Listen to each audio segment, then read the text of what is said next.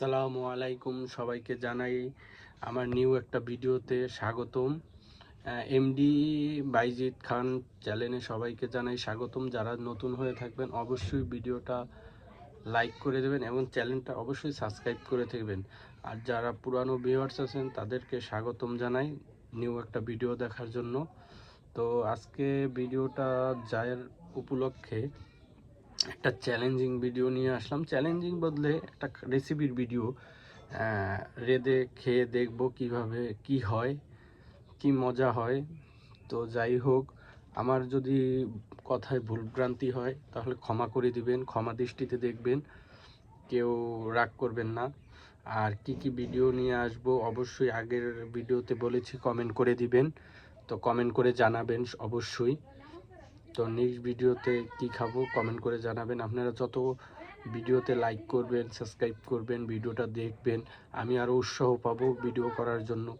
আর না করলে তো আমি উৎসাহ পাবো না। আপনারা যত আমাকে সাপোর্ট করবেন অবশ্যই আমি উৎসাহ পাবো।